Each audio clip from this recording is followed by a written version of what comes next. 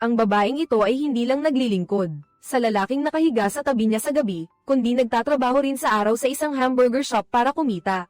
Araw-araw ay napakahirap ng kanyang trabaho. Pagkatapos ng trabaho, kailangan pa niyang dalhan ng pagkain ang lalaki. Ngunit isang araw, ang babaeng ito na naghihirap at mapagpakasakit ay nilate ng ibang babae. Dahil sa maliit na kinikita niya, nagkaroon sila ng hindi pagkakaunawaan at nag-away. Ngunit ang kanyang kasintahan ay hindi siya ipinagtanggol. At sinuntok ka pa para bumalik sa kwarto ko. Bumalik ka sa kwarto mo ng mag-isa, umiiyak sa sakit. Ang pangalan mo ay Cruz.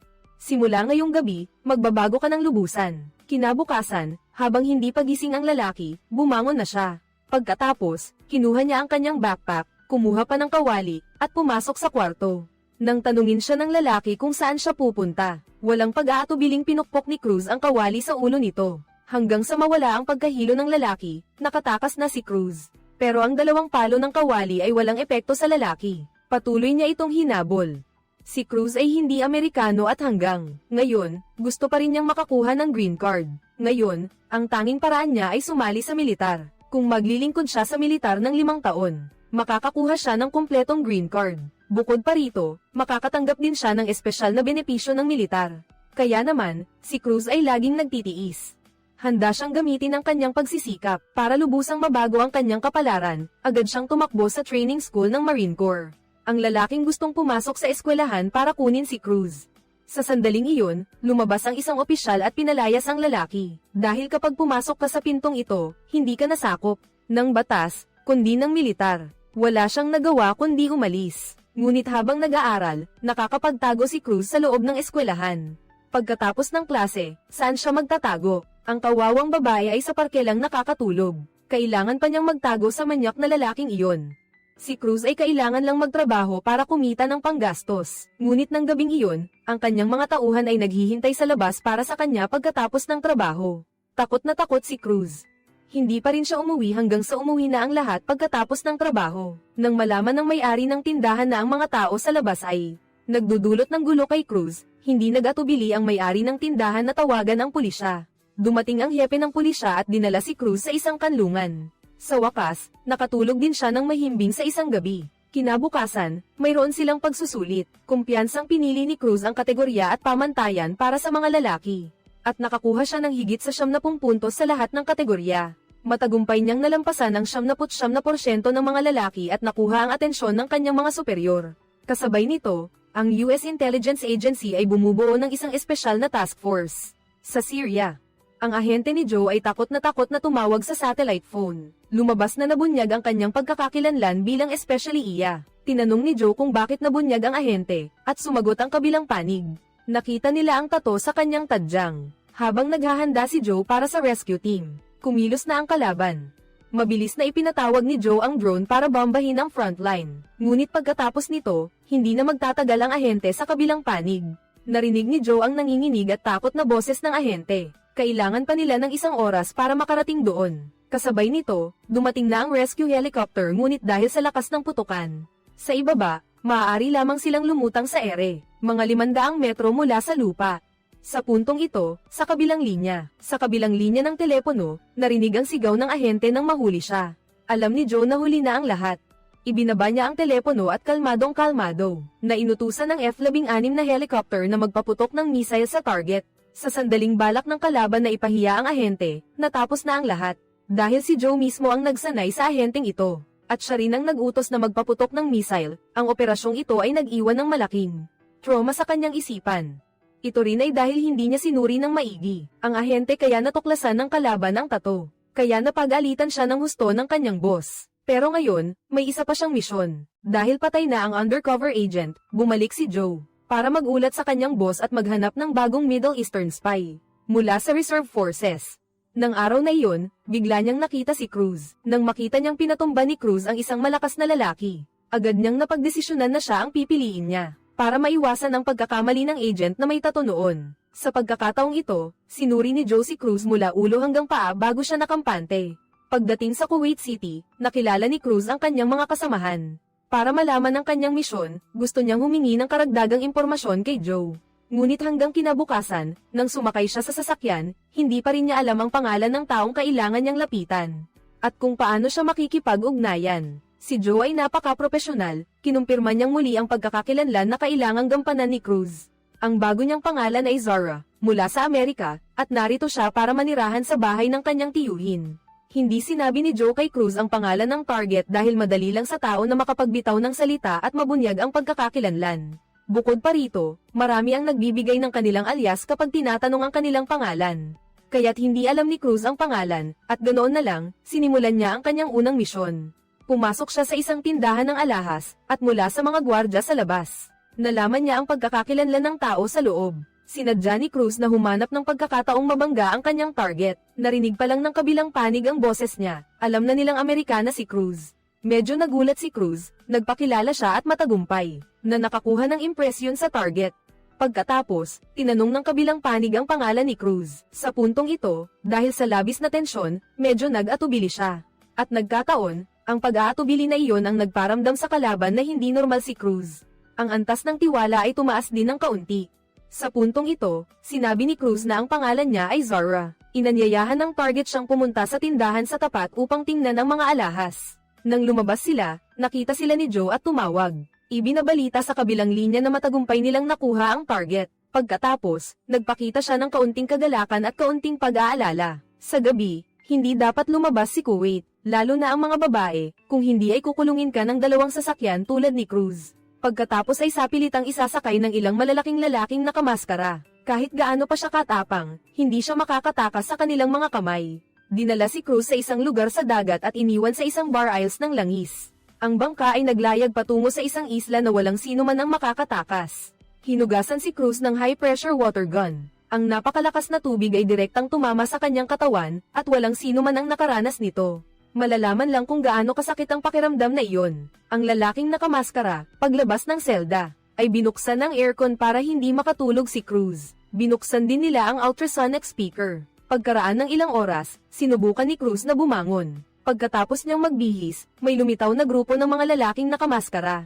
Kahit gaano pa kagaling si Cruz sa pakikipaglaban, hindi niya pa rin kayang talunin ang napakaraming tao. Dahil ayaw magsalita ni Cruz, kinuha ng isa sa kanila ang hose at binuhusan ng tubig ang bibig niyang puno ng tuwalya. Walang makakatagal sa ganoong pagpapahirap. Sinamantala ni Cruz ang pagpapabeya ng mga nakamaskara at gumanti. Pero natambo pa rin siya matapos pahirapan hanggang sa mawalan ng malay. Mas nakakatakot ang nangyari nang magising si Cruz. Isang babae ang nag-alis ng takip sa ulo niya. Laking gulat niya, ito pala ang kanyang superior. Agad na naintindihan ni Joe Cruz na ang lahat ng iyon ay pagsasanay na para sa kanya. Pero si Joe ay nagsimulang atakihin ang pag-iisip ni Cruz. Sinabi ni Joe ang lahat ng nakaraan na ayaw. Nabalikan ni Cruz. Akala ni Cruz ay walang makakaalam sa kanyang nakaraan. Pero alam na alam ni Joe kung paano namatay ang ina ni Cruz, at kung kailan siya tumakas papuntang Amerika. Noong siya ay isang mananayaw, inabuso siya ng kanyang kasintahan. Hindi niya alam kung kailan niya gustong mamuhay ng bagong buhay at nagsimulang sumali sa Reserve Army. Ang mga masakit na kwentong iyon ay mas gugustuhin ni Cruz na mabulok sa lupa, kaysa ipahiya siya ng iba. Sa loob ng ilang araw na binubugbog, hindi siya umiyak, ngunit ilang salita lang ni Joe ang nagpaiyak sa kanya ng husto. Pagkatapos ay sinabi ni Joe kay Cruz na magsisimula na ang ikalawang pagsubok. Umaasa akong makakaya mo hanggang sa mailigtas ka namin. Sa panahong ito, anuman ang mangyari, kailangan mong magtiis hanggang sa huli. Sa silid ng pagsubaybay, isang malaking lalaki ang pumasok. At nang papalitan na niya si Cruz, sinamantala niya ang pagkakataon at siniko agad ito. Ngunit bago pa siya makapagpatuloy sa pag-atake, dinagana na siya ng kalaban. Ang nakakapanindig balahibong sigaw ay narinig mula sa silid ng pagsubaybay. Ang kapitan na nasa tabi, ay hindi na makatiis at sinabi kay Joe na tama na, kung hindi ay magkakaroon ng patayan. Ngunit sinabi ni Joe na hindi pa ito ang tamang oras, hindi pa umaabot si Cruz sa kanyang limitasyon. Ngunit natatakot ang kapitan na may mangyari kaya inutusan niya itong huminto. Dahil dito, nakakuha si Cruz ng pagkakataon at agad na lumaban. Buong lakas siyang tumalon sa lalaki, at sinuntok ito ng malakas dahil sa utos ng nakatataas. Hindi makaganti ang mga lalaki. Ang mga nasa labas ay nagmamadaling pumasok at hinayla si Cruz palabas. Ngunit sa pagkakataong ito, nagreklamo si Joe sa kapitan dahil sa pagtigil ng aksyon. Nang masyadong maaga, at dito rin natapos ang pagsasanay. Bawat segundo ng trabaho sa labas ay pinahihirapan ng ganito. Dinala ni Joe si Cruz pabalik sa base na puno ng sama ng loob. Pagdating nila sa kanilang bagong tahanan, sakalang sinabi ni Joe kay Cruz, "Ginagawa namin ito para makaligtas ka sa mga susunod na misyon. Sa pagkakataong ito, gusto lang murahin ni Cruz si Joe, ngunit sinabi pa rin ni Joe kay Cruz, kahit kailan, kailangan nating magtiyaga, hanggang sa makarating kami sa bahay ng Special Forces ni Cruz, at hugasan ang aming pagod na katawan. Isang ngipin ang nalaglag, si Cruz, na puno ng sugat, ay umupo, at ikinwento sa kanyang mga kasamahan ang kanyang naranasan. Nang marinig nilang dinala si Cruz sa isang desyertong isla para magsanay, galit na galit ang buong grupo. Dinala nila si Cruz sa bar ng Sia. Nang makita nila ang mga tao sa loob, sinimulan nilang bugbugin sila dahil bawat isa sa kanila ay binugbog ng mga taong ito. Sa gitna ng kaguluhan, nakita ni Cruz ang lalaking nakahandusay sa lupa, para siyang nawala sa sarili at sinakal ang kalaban. Nakita ng kanyang kasamahan ang nangyayari at hinayla siya. Doon lang siya natauhan. Nang bumalik ang kanyang katinoan, biglang tumunog ang telepono. Telepono iyon ng target. Agad sinabi ng kasamahan niya kay Cruz na lumabas at sagutin ang tawag. Ang ibang kasamahan ay kinakabahan, habang si Cruz ay kalmadong sumagot. Nais pala ng kalaban na makipag-date kay Cruz upang itago ang kanyang mga sugat. Sinabi ni Cruz na naaksidente siya. Sinabi ng kalaban na kung hindi naman malala, magkita na lang sila bukas. Ngunit hindi alam ni Cruz na, ang lahat ng ito ay bahagi ng plano ng kalaban. Kinabukasan, dumating si Cruz sa villa kasama ang target. Sa daan, kinumpirma ni Joe kay Cruz na kapag may panganib, kailangan niyang agad tumawag sa espesyal na numero. Ang code ay tawagan mo ako at ipadala sa tatay. Lubos na nag-alala si Joe. Pagkatapos magbigay ng mga tagubilin, pinatay niya ang telepono. Ngunit si Cruz ay gumawa ng isang bagay na hindi inaasahan. Ipinarking niya ang kotse sa tabi ng tulay at itinapon ang tanging satellite phone sa ilalim ng tulay. Mukhang gusto niyang tiyakin na walang mangyayaring hindi inaasahan. Sa loob ng mahigpit na binabantayang mansyon, maraming supercars. Hindi pa nakakapark ng maayos si Cruz, isang security guard na ang sumalubong sa kanya papasok sa mansyon. Samantala, sa loob ng mansyon, may nagsimula ng mag-imbestiga sa pagkakakilanlan at plaka ng sasakyan niya. Siyempre, wala silang anumang matutuklasan. Nang makita ng target si Cruz, napaka-prangka niya. Sa pagpapakilala ng lahat ng miyembro ng kanyang pamilya, 3 magagandang babae ang kapansin-pansin. Ang nakaupo sa buhangin at nagtatrabaho ay ang kapatid ng kanyang asawa. Binigyan ng target na lalaki si Cruz ng isang basong tubig. Alam ni Cruz na bawal siyang uminom ng anumang hindi kilalang inumin dito. Kaya nagdahilan siya para ibigay ang baso sa target. Nang nahihiyang habarin ni Cruz ang kanyang panlabas na damit, isang itim na swimsuit, ang nagdulot ng patuloy na panunukso mula sa ibang mga babae. Dinala ng target si Cruz sa loob upang magpalit ng ibang swimsuit. Nang isuot ni Cruz ang swimsuit, kitang-kita ang mga sugat sa kanyang katawan. Bukod pa rito, ang mga pasa mula sa pagsasanay sa isla ay lumitaw din sa harap niya, na nagdulot ng kaunting pag-aalala kay Cruz. Nang makita ni Mock ang mga sugat sa katawan ni Cruz, labis siyang natakot at dali-daling tinawag ang doktor. Ang personal na doktor niyang Amerikano ay isang napakagwapong Amerikano. Sa isang tingin, alam niyang hindi aksidente sa trapiko ang sanhi ng mga sugat na ito, kundi mga bakas ng pambubugbog. Sa panig ni Joe, ang mga kasamahan niyang nakikinig ay natakot. Kailangan nila ng 15 minuto para makarating sa villa. Kinakabahan sila, naghihintay sila kung paano umunlad ang sitwasyon. Alam ni Cruz na hindi niya may tatago sa doktor kaya sinabi niyang binugbog siya ng kanyang asawa. Nagmakaawa siya sa doktor na huwag sabihin sa iba ang tungkol sa pambubugbog sa kanya. Marahil dahil sa pagkaawa ng doktor, matapos suriin ang mga sugat, sinabi ng doktor kay Aliyah, na ayos lang si Cruz, kasabay nito ay itinago ang katotohanang binugbog siya. Sa panig ni Joe, sa wakas ay nakahinga na ng maluwag. Habang pinupuri ng lahat ang kakayahan ni Cruz, sinisisi rin nila si Joe sa pagsasagawa ng pagsasanay, habang nasa misyon si Cruz. Dahil nasugatan si Cruz, sinabihan siya ni Aliyah na magpahinga sa silid at tawagin ang iba pa niyang malalapit na kaibigan, upang makatulog ng mahimbing si Cruz at makapaghanda para sa pamimili sa Dubai bukas. Gustong-gusto ni Aliyah si Cruz. Umupo sila sa buhangin sa ilalim ng papalubog na araw. Sinabi ni Aliyah na sa Kuwait, walang kalayaan ang mga kababaihan. Kahit paano makipaglaro sa kanilang mga kaibigan, lahat ay kailangan ng pahintulot ng asawa niya. Gustong-gusto ni Aliyah na makapunta sa malayang bansa tulad ng Amerika, kung saan malayang makapipili ang mga babae ng kanilang pag-ibig. Tinanong ni Cruz si Aliyah kung mahal niya ang asawa niya. Sabi ni Aliyah, medyo. Nang gabing iyon, nagising si Cruz sa ingay sa labas. Bumangon siya para tingnan ang sitwasyon sa labas. Ang mga kaibigan pala niya ang kara-rating lang sa villa. Pumunta si Cruz sa sala para kumuha ng inumin. Sa sandaling iyon, lumitaw ang isang matipunong lalaki. Isang mukhang uhaw sa laman ang dahan-daang lumapit kay Cruz. Matikas na tumanggi si Cruz, ngunit pilit pa rin ang lalaki. Mabilis na napatumba ni Cruz ang lalaki. Ang lalaking binugbog ay hindi pa rin sumuko, muli siyang lumapit sa silid ni Cruz. Alam niyang hindi madaling sumuko ang kalaban, kaya dali-dali siyang naghanap ng panulat. Sa sandaling ito, nakita ng security guard sa camera room ang lahat. Nagmamadali silang tumawag ng tao para paalisin ang lalaki. Ito ang nagligtas kay Cruz. Matapos kumpirmahin ng security guard na si Cruz ay ligtas, saka lang sila umalis. Sa oras na ito, si Cruz ay natuklasan din na ang lahat ng sulok sa villa na ito ay may mga CCTV camera. Lumipas ang isang gabi, kasabay nito, ang mga miyembro ng koponan ni si Lioness ay nasa isang sasakyan at mula sa kanilang pag-uusap, nalaman niyang nakakatakot pala ang siya. Hindi alam ng mga taong ito kung anong departamento sila kabilang o kung ano ang layunin ng misyon na ito. Hindi rin nila alam kung magkano ang kanilang kita. Isang special ops team na binuo mula sa iba't ibang lugar para magsimula ng isang napakakakaibang operasyon. Kinuha ni Kyle ang isang signal jammer at agad na sinundan ang target na sasakyan. Napansin nilang may isang sasakyang sumusunod para mag-escort. Agad na naging tensyonado ang kapaligiran. Kasabay nito, natuklasan din nila na may isa pang sasakyan sa likuran nila. Ito rin ay nagpapatunay na mayroong dalawang sasakyan na nagbabantay sa target. Ang sitwasyon ay doble ang komplikado kaysa sa kanilang plano. Mukhang isang matinding labanan ang naghihintay sa kanila. Agad na pinatay ni Kyle ang sistema sa loob ng saklaw ng makina. Agad na nawala ng kontrol ang lahat ng sasakyan. Sa ganoong paraan, dalawang sasakyan ang nabangga ng tren. 4 na nakamaskarang tao ang bumaba ng sasakyan at lumapit sa target na sasakyan.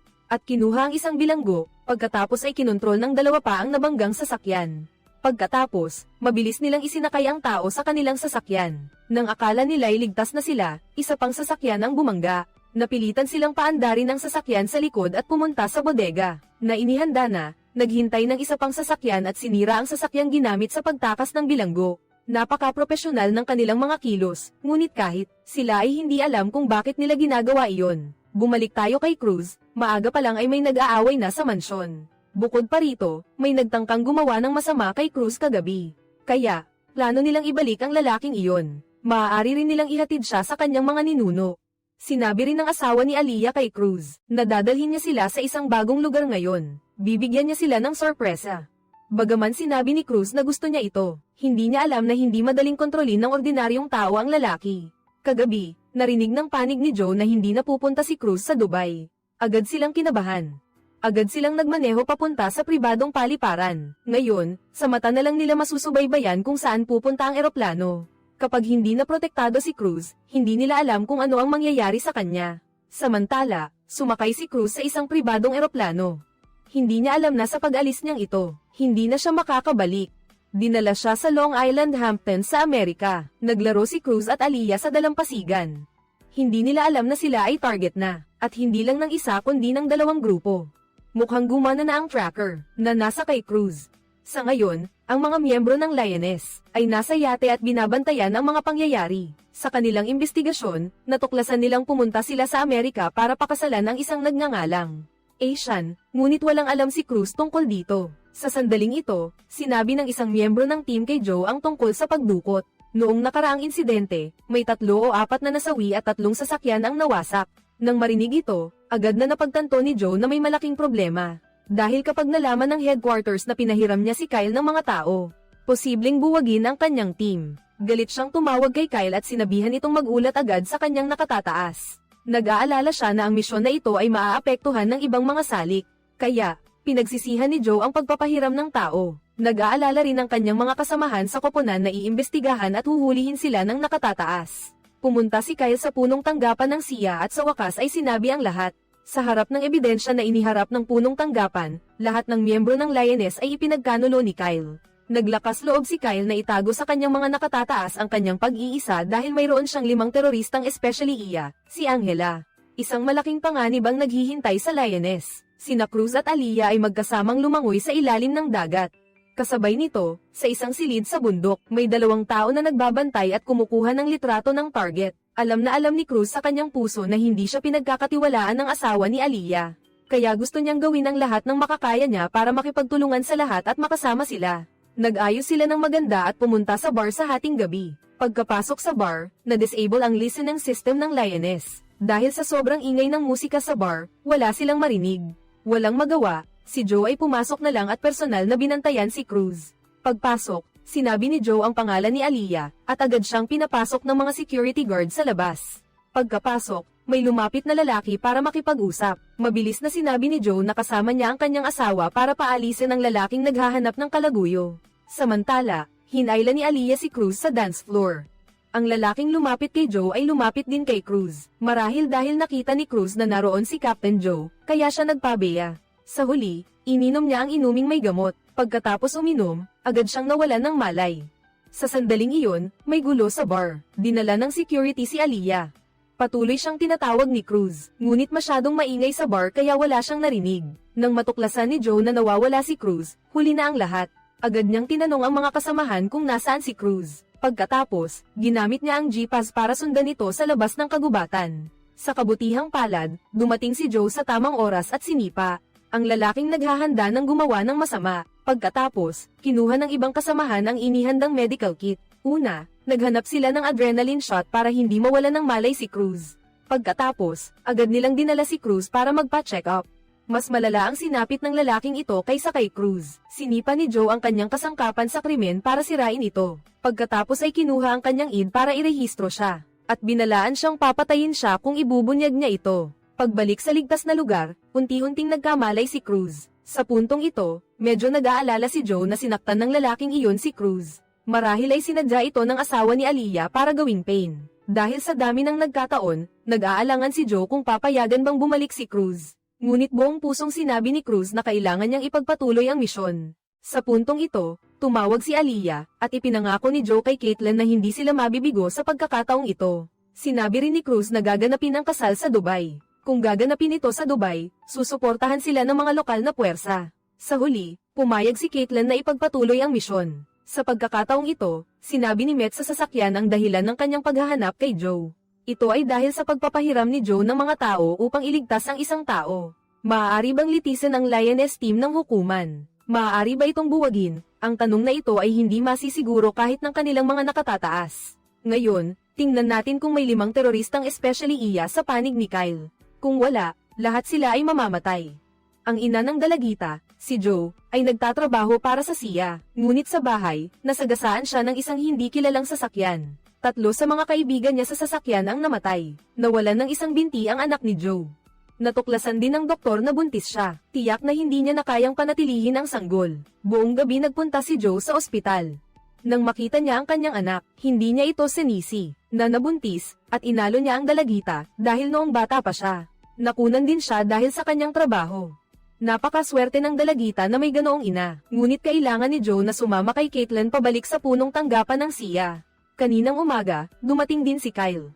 Nag-aalala sila tungkol sa nakaraang pagdukot. Ang mahalaga ay kung totoo o peke ang impormasyon ni Kyle. Sinabi niya na narinig niya na may 5 terorista na may dalang bomba, na nagpaplanong magpasabog at magsagawa ng teroristang aktibidad sa Amerika. Kaya, sa pagkakataong ito, ang kanilang kapalaran ay mahuli o manatili. Kailangan nating tingnan kung tama ang impormasyon ni Kyle. Sa totoo lang, hindi rin sigurado si Kyle nang ilabas ng pinuno ang mga batas militar. Nagulat si Kyle, 3 taong pagkakakulong ang hatol sa kanya. Siyempre, bilang isang nagtapos sa military law school, handa na rin si Kyle.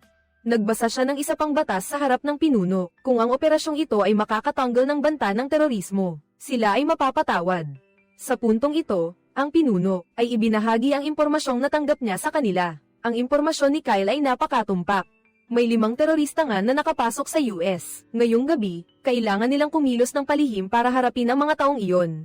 Para makabawi sa kanyang pagkakamali, inutusan ng chief si Kyle na personal na pamunuan ang operasyon. Dapat sana ang local squad ang magsasagawa ng operasyong ito. Ngunit ngayon ay pinalitan ito ng squad at ATF. Kasama rin ang local FBI, at ang panlabas na coordinating unit. Ang Lioness Squad, ang magsasagawa ng pagpuksa sa mga terorista. Matapos ayusin ni Joe ang lahat ng gawain, bawat isa ay naghahanda. Pero hindi alam ng 5 terorista na ang kanilang mga kilos ay kinukuhanan ng night vision camera, at maging ang mga materyales na ginamit nila sa paggawa ng bomba ay natuklasan na. Ang saklaw ng pagsabog nito, at kung gaano karaming metro ang kailangan nitong sirain, ay maingat na kinakalkula.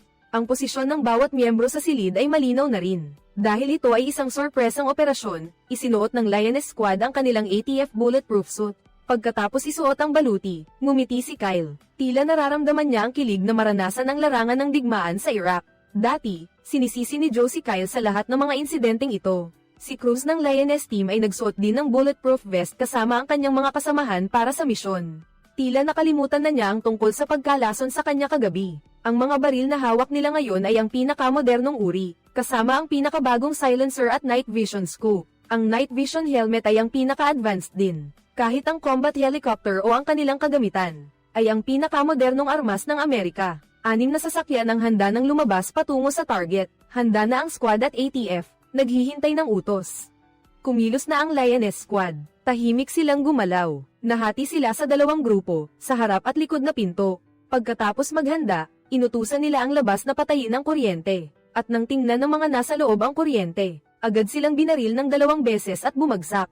Dito na sila pumasok, nang marinig ng mga nasa kwarto ang ingay sa labas. Kinapa nila ang kanilang baril, pero napakadilim at wala silang makita. Paglabas pa lang, binaril na siya ng 4 na beses at nakahandusay.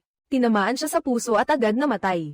Wala man lang siyang oras para humingi ng tulong. Sa sandaling iyon, sumugod si Joe sa isang silid. Binaril niya ang 2 tao doon, ngunit nakita rin niya ang kamay ng isang tao na pinipindot ang self-destruct switch. Dali-dali niyang ipinaalam sa kanyang mga kasamahan. Pagkaalis nila sa bahay, isang robot na taga-tanggal ng bomba ay nagsimulang dahan-daang pumasok. Susunod, ang bomb disposal unit ang hahawak sa eksena. Sa daan pabalik ng Lioness Squad, tinanong ni Cruz ang kapitan kung paano niya ipapaliwanag ang tungkol kay Aliyah. Hindi alam ni Joe kung paano sasabihin ang tungkol sa pagkawala niya ng 3 araw. Sa puntong ito, sumabat si Caitlyn, sabihin mo lang sa kanya ang totoo. Basta huwag mong banggitin ang pangalan. Tunay nga, ang pagsasabi ng totoo ay ang pinakamahusay na kasinungalingan. Dahil kahit ang lie detector ay hindi makakadetect kung nagsasabi ka ng totoo o hindi. Mukhang nagtagumpay ang kanilang misyon sa pagkakataong ito. Ngunit sinira ng bomb squad ang lahat, sumabog ang jacket na may bomba, at naging abo ang buong bahay. Kinaumagahan, bumalik si Joe sa silid ng kanyang anak na babae, pagod ang katawan. Narinig niyang ginamit ng asawa niya ang morphine sa babae, na nagpapatunay na patuloy na sumisigaw ang babae sa sakit kagabi. At bumalik si Cruz sa base, binuksan niya ang telepono niya at puro mensahe ni Aliyah. Inihanda ni Cruz ang sarili para tawagan si Aliyah. Galit na tinanong ni Aliyah kung ligtas si Cruz, marahil kasama sa pag-aalala na ito ang ibang uri ng damdamin. Pagkatapos nilang mag-video call, muling inanyayahan ni Aliyah si Cruz na bumalik sa kanya. Sinabi ni Cruz na ayaw niyang bumalik dahil hindi niya gusto ang kaibigan ni Aliyah. Sinabi ni Aliyah na mag-isa lang siya ngayon sa Amerika. Alam ni Cruz na ito ang pinakamagandang pagkakataon para makabalik kay Aliyah.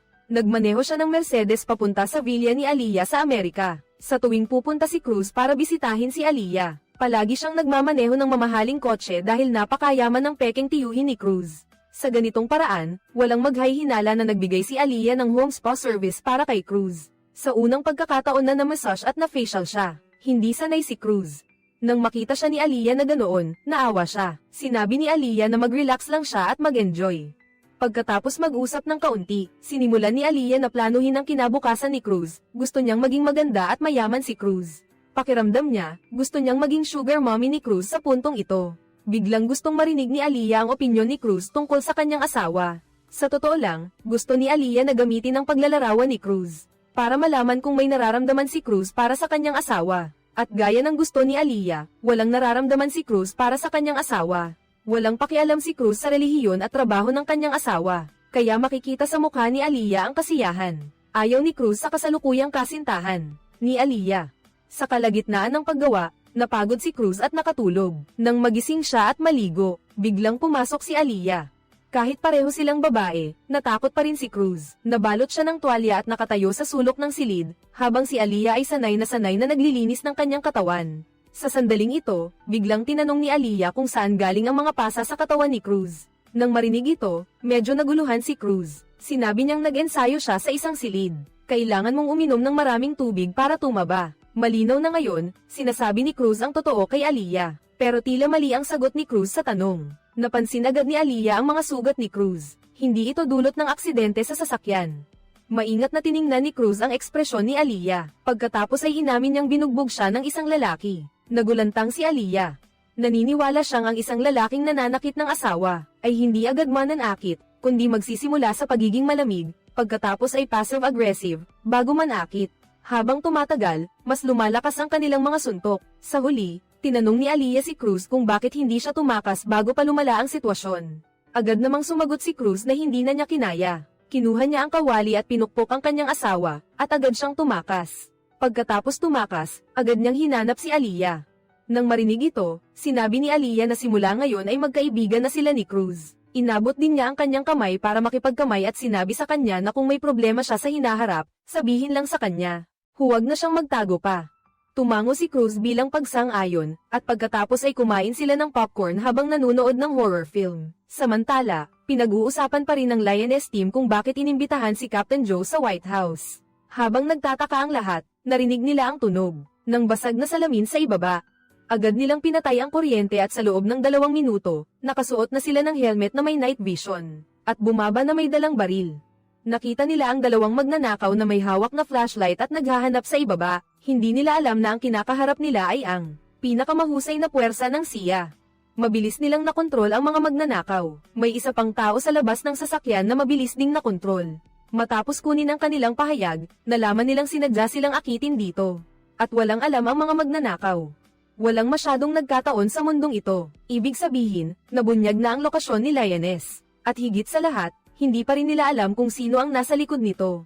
Agad nilang tinawagan si Joe, na nasa White House pa rin at nakikipagpulong sa mga matataas na opisyal. Pinag-uusapan pa rin ang tungkol sa pagdukot ni Kyle na ikinamatay ng 3 tao. Bagamat sa huli ay naprotektahan ng mga nakatataas sa CIA si Kyle at Lioness.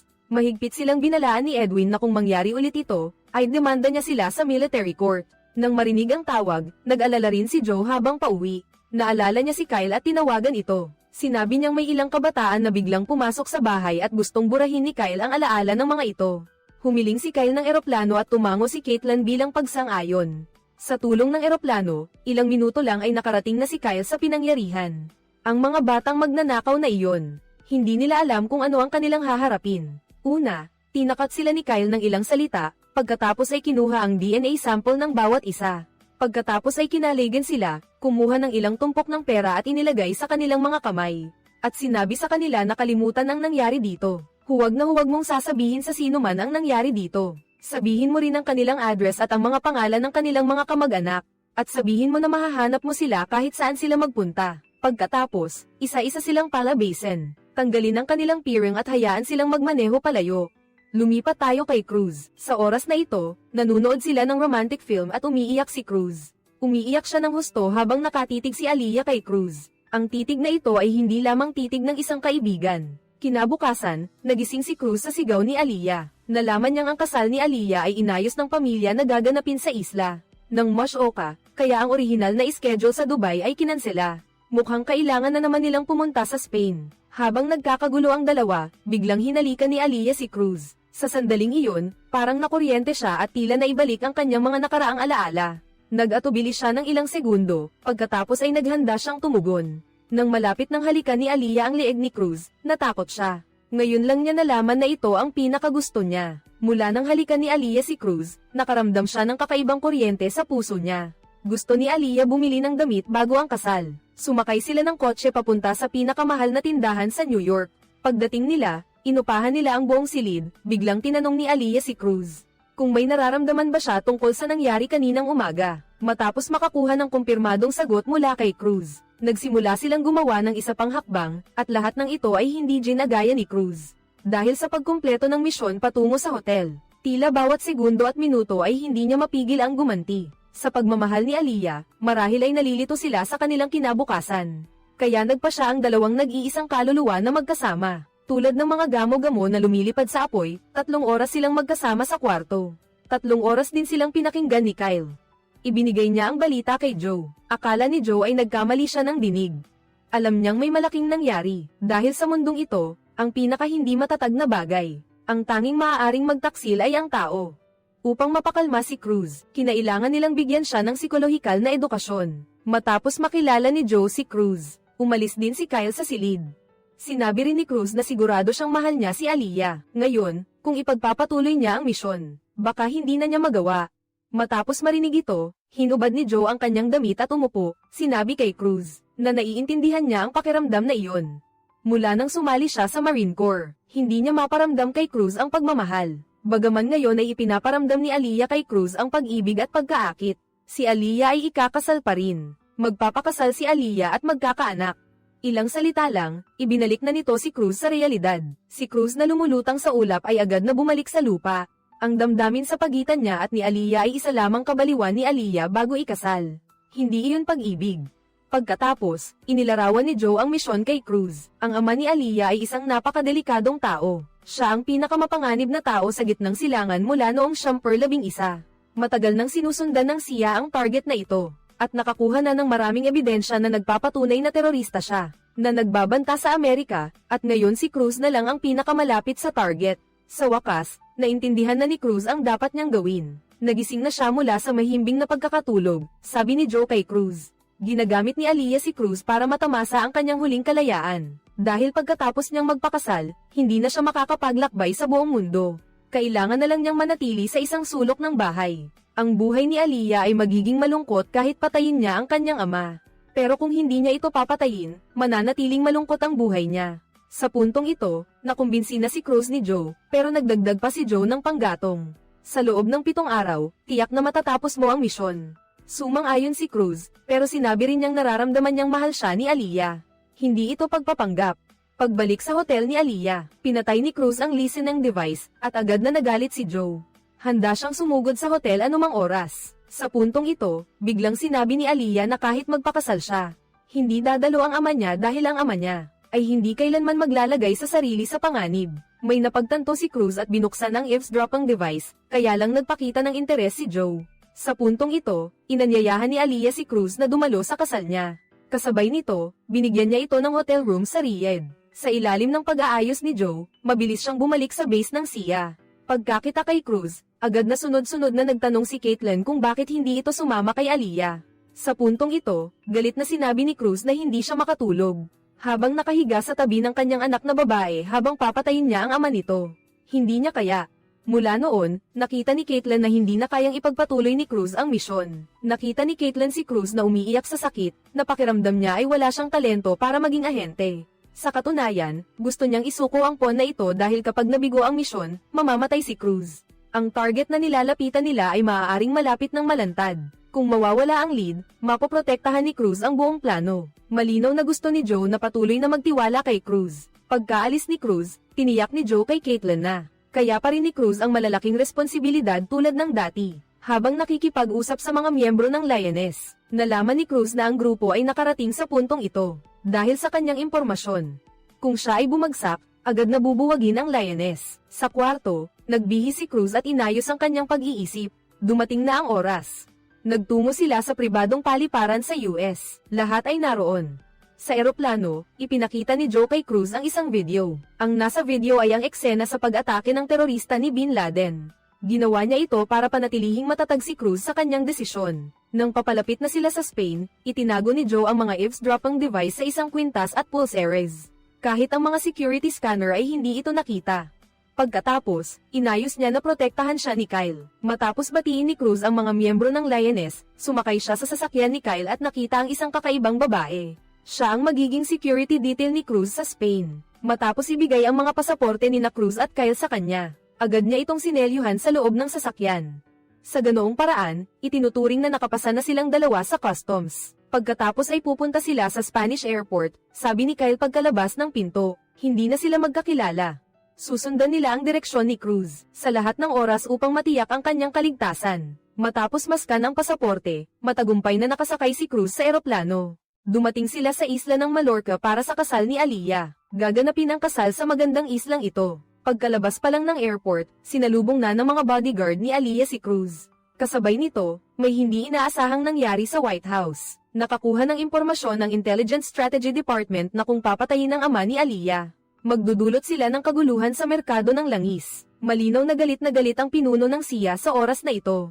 Gustong subukang makakuha ng pagkakataon para sa Lioness team. Ngunit walang pakialam ang matataas na opisyal sa bahay. Walang magawa, tumawag na lang ang pinuno kay Caitlyn. Samantala, si Caitlyn ay kasama ang Lioness squad sa isang yate. Sa isla ng Mallorca, ipinagbigay alam ni Caitlyn sa kanyang superior na hindi na nila maaaring bawiin si Cruz. Dinala si Cruz sa katabing villa na may 2 ahente na nagbabantay.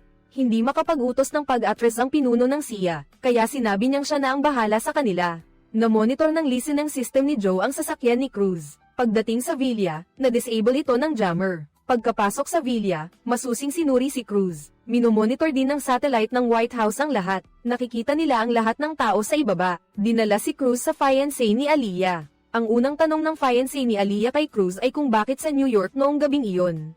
Biglang tumakbo si Cruz palabas habang umiiyak, at pagkatapos ay bumalik din habang umiiyak. At kinabukasan, umalis din si Aaliyah sa New York habang umiiyak. Dahil mahal niya si Cruz, pero natatakot siya. Sa isang tingin pa lang, alam na ng fiancé ni Aaliyah na nagsisinungaling si Cruz. Kaya sinampal niya si Cruz habang binabalaan siya, na huwag sabihin kay Aaliyah ang tungkol sa kanilang pagkikita. Sinabi ni Cruz, gusto kong makita kung paano mo gagawin iyan. Dinala si Cruz sa lugar ng mga babae, bawal ang mga lalaki rito. Nakita ni Aaliyah na nakasuot siya ng isang mamahaling damit na may hiyas. Ipinasyal ni Aaliyah si Cruz at sinimulang ipakilala ang pagkakasunod-sunod ng kanyang kasal sa gabi. Bagaman nasa Spain sila, lahat ng proseso sa kasal ay kailangang sumunod. Sa kaugalian ng Saudi Arabia. Sa sandaling ito, sinabi ni Aaliyah na dadalo ang kanyang ama sa kasal. Bukod dito, hindi gaanong alam ni Aaliyah ang tungkol sa kanyang ama. Kahit paano, narinig niya na ang kanyang ama ay isang terorista. Kaya, iniisip ni Aaliyah na maaga o huli ay papatayin ang kanyang ama. Habang nag-uusap ang dalawa, lumapit ang bangka ng Lioness Squad sa villa. Ngunit mahigpit ang bantay sa isla, kaya napilitan silang magpaikot sa likod ng isla. Naghihintay ng dilim para lumangoy papunta sa Pampang. Ngayon, pinag-uusapan nila kung saang direksyon sila dadaan. Sa sandaling ito, nakita ng video na may pangalan ni Caitlyn ang paglitaw ng isang lalaki. Walang duda, iyon ang ama ni Aaliyah. Kinumpirma rin ng White House ang impormasyong ito. Hinihiling nilang pigilan agad ang lahat, ngunit ang pinuno ng CIA ay hindi nagpanik dahil sigurado silang magtatagumpay sila. Muli siyang tumawag kay Caitlyn at sinabi sa kanya ang tamang proseso. Pagkatapos ay nagalit si Caitlyn, kinuha ang telepono at sa harap ng mga opisyal. Sinabing hindi pwedeng kanselahin ang operasyon. Sa gabi, marahil hindi makatulog si Aaliyah, kaya bumalik siya kay Cruz. Marahil ito na ang huling beses na yayakapin ni Aaliyah si Cruz. Tiyak na hindi magiging payapa ang gabing ito. Nang pigilan ni Cruz ang kanyang pagnanasa at kumuha ng tubig, bigla niyang nakasalubong ang ama ni Aaliyah. Agad na nagising si Cruz, agad niyang inayos ang kanyang emosyon at kinuha ang tubig mula sa ama ni Aaliyah. Sa sandaling ito, kinuha niya ang isang kahon ng ice cream at inalok si Cruz na tikman. Paano naman palalampasin ni Cruz ang pagkakataong makalapit sa target? Halos ganito, kaya't sinubukan niya ang isang piraso. Kasabay nito, sa pamamagitan ng paghahanap, ang kasintahan ni Aaliyah. Sa wakas ay nakahanap ng larawan ni Cruz online. Sa pamamagitan ng larawan, nalaman niya ang tunay na pangalan nito. At mula sa tunay na pangalan, agad niyang nalaman na siya ay isang estudyante ng Marine Corps. At nang sumugod siya upang ilantad ang pagkakakilanlan ni Cruz, pinisil niya ang ulo nito at kumuha ng kutsilyo. Mabilis at tumpak niyang sinaksak ang leeg nito. Sinugod ng tatay ni Aaliyah si Cruz gamit ang kawali. Agad namang hinawakan ni Cruz ang kamay nito. Pagkatapos ay umikot siya at sinaksak ng ilang beses sa puso at atay. Sa huli, sinaksak niya sa likod ng leeg ang tatay ni Aaliyah. Sa pagkakataong ito ay tiyak na patay na ang target. Pagkatapos gawin ang lahat, agad na pinindot ni Cruz ang button para magpadala ng signal ng tulong. Agad na nakatanggap ng alerto ang Lioness Squad, at mabilis silang nagsimulang kumilos. Sa loob ng 1 minuto, handa na ang lahat. Tumalon sila sa tubig at lumangoy patungo sa isla. Habang kumikilos ang kanyang mga kasamahan, si Cruz ay natuklasan din at hinahabol ng mga gwardya ng villa. Nakita ni Aaliyah ang kanyang ama at mapapangasawa na nakahandusay sa dugo. Sumigaw siya sa takot. Samantala, nakita rin sa satellite video ng White House na hinahabol si Cruz. Agad na tinawagan ng pinuno ng CIA si Caitlyn. Malinaw na ang impormasyon ni Caitlyn ay pareho sa kanilang nalalaman. Walang nakakaalam kung ano ang nangyari sa villa. Samantala, matagumpay na nakatakas si Cruz sa pinakamalakas na putukan. Tumalon siya sa bakod, dumaan sa hagdanan, at sa ilalim ng dilim ng gabi. Tumakbo siya patungo sa direksyong Pinlano na. Mabilis na nakarating si Cruz sa isang bakanteng lote at nagtago sa likod ng isang batong pagong. Sinimulan siyang palibutan at atakihin ng mga kalaban mula sa 4 na direksyon. Sa mismong sandaling ito, dumating na rin sa wakas ang Lioness Squad. Iba talaga ang mga profesional, mayroon pa ring helmet na may night vision goggles. Dagdag pa rito ang isang sniper rifle para sa malalayong proteksyon. Matagumpay na nailigtas ng Lioness Squad si Cruz. Dinala ni Joe si Cruz. Ang iba pa ay ipinagkatiwala sa Lioness Squad para asikasuhin ang sitwasyon. Matapos kumpirmahing wala nang humahabol, nagsimula na rin silang umatras. Sinamahan ni Joe si Cruz sa dalampasigan para mabilis siyang makalangoy patungo sa bangka. Ang natitirang miyembro ng Lioness ay nagsimulang maghati sa mga grupo upang protektahan ang likuran. Pagkatapos, dalawa-dalawa silang umatras ng maayos at napaka-propesyonal. Nailigtas sina Cruz at Joe, ngunit pagkaakyat niya, sinuntok niya si Joe. Buti na lang at inawat sila ng mga kasamahan nila. Pagkatapos, dinala si Cruz sa harap ni Caitlyn. Ang unang ginawa ni Caitlyn ay kumpirmahin kung patay na ang target. Matapos makumpirma ni Cruz ang sagot, sa wakas ay nakahinga rin ng maluwag si Caitlyn sa kanilang pag-uusap. Direktang ipinasa sa White House, at pagkatapos niyang magsalita, ibinaba niya ang telepono. Samantala, ang mga tao sa White House ay labis na nag-aalala. Ang pinuno ng CIA ay hindi ang taong haharap sa labanan para sa iba. Sa puntong ito, ang resulta ay nakatakda na. Itinaas ni Edwin ang kanyang gitnang daliri, medyo naiinis. Agad na tumawag ng reinforcement ang Lioness Squad dahil ito ay nasa Spanish waters. Kaya naman, mayroon silang napakalaking puwersa ng reinforcement, at sa sandaling ito, matindi ang labanan sa loob ni Cruz. Dahil sa kaibuturan ng kanyang puso, tiyuhin lang niya iyon na nagbigay sa kanya ng ice cream. Isang tiyuhin na nakasuot ng shorts na laging nakangiti. Paano hahayaan ni Joe na isipin iyon ni Cruz? Matapos niyang patumbahin si Cruz, sinimulan niya ang pinakamahalagang laban. Hindi maintindihan ni Cruz na ang aksyon na ito ay magpapataas lang ng presyo ng langis. Ang pinatay ay isang lolo na magkakaapo na. Hindi ba ito magdudulot ng puot sa susunod na henerasyon? Hindi ba ito mag-uudyok sa kanila na lumaban, at sa gayon ay magpapalaki ng mas maraming terorista? Ang lahat sa timeline ay paulit-ulit, walang nagwawagi, lahat ay mga biktima lang na pinaglalaroan ng puot. Walang makakatakas sa siklo ng tadhana. Iyan ang buong nilalaman ng pelikulang Lioness. Nagustuhan niyo ba ang pelikulang ito? Sa scale na 1 hanggang 10, ilang puntos ang ibibigay niyo sa pelikula? Ipadala ang inyong sagot sa comment section para malaman namin. Salamat sa inyong panonood. Paalam at hanggang sa muli.